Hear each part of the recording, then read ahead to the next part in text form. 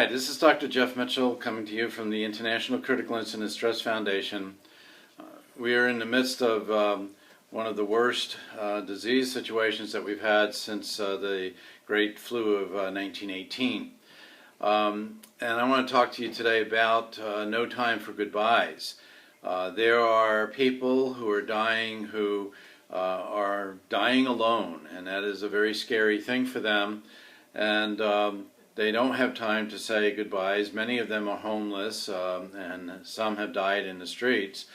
But people are dying alone. It's a very scary thing for all of them, and it's a very scary thing for all of us who love those people who are dying. Many believe that they're dying before their time. They have unfinished business. They have unfulfilled dreams.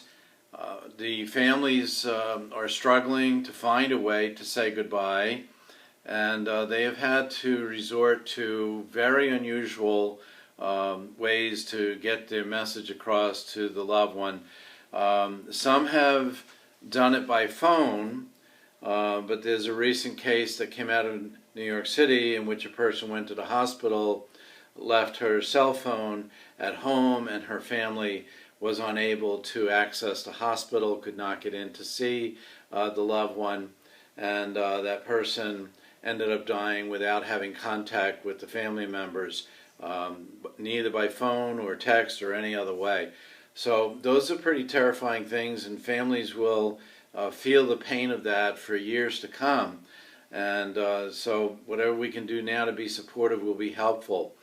If it's possible for family members to talk to their loved ones by phone, that can help to reduce some of the pain and tension that may go on. Texting may be another way that may be helpful. Unfortunately, if a person goes unconscious, almost none of these ways are going to be very effective. Some families have used iPads and have been able to talk to people. There are others who have only been able to see their loved ones through a glass wall, and you see pictures of them putting their hands on the glass and trying to communicate their love for the person who's dying. And one of the ways that dying alone has been mitigated is when we have nursing staff who are willing to be that intermediary. And there are many nurses who are reporting that they have held the hand of a dying person so that there was some comfort. The families will find that that is a very comforting thing for them as well, that there was somebody there at that time. So when people are dying alone, when they're dying in a way that we can't access them, it can be very, very painful.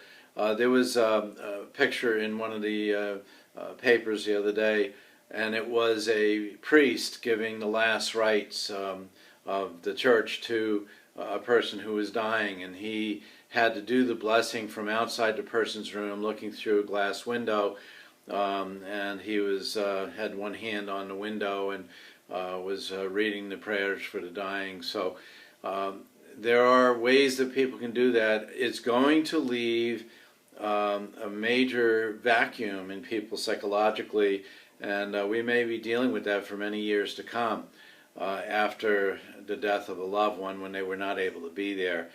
People feel very guilt-ridden that they're not able to be with the person who's dying.